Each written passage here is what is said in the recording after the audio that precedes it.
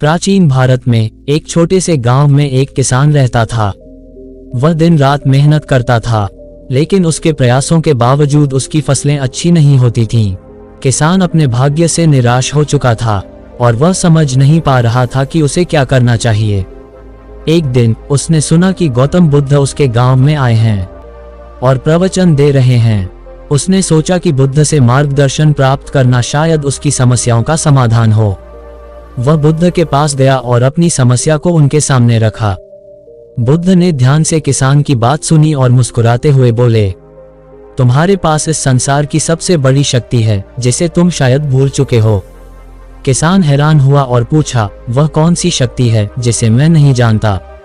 बुद्ध ने धीरे से कहा, संकल्प की शक्ति, धैर्य की शक्ति।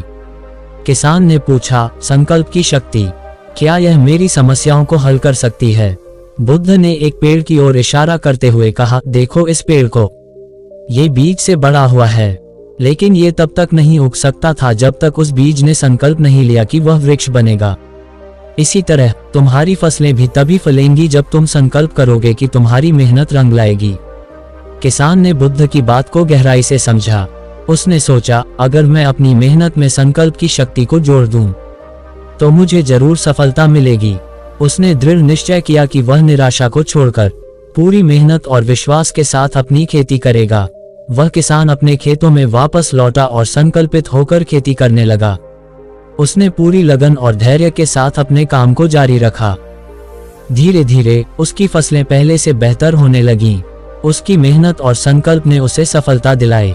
कुछ समय बाद वही किसान फिर से बुद्ध के पास गया। इस बार उसने उनके प्रति आभार व्यक्त किया।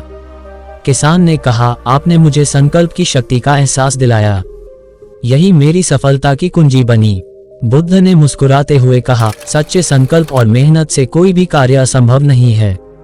यदि तुम अपने संकल्प पर अडिग रहते हो तो सफलता अवश्य मिलेगी। इस कहानी से हमें ये सीखने को मिलता है कि जीवन में कोई भी लक्ष्य हासिल करना हो, संकल्प की शक्ति सबसे महत्वपूर्ण होती है। केवल मेहनत ही नहीं, बल्कि उस मेहनत में संकल्प और विश्वास जोड़ने से ही असंभव कार्य भी संभव हो सकता है। जब हम पूरी तरह से अपने उद्देश्य के प्रति संकल्पित होते हैं, तो कोई भी बाधा हमें रोक नहीं सकती।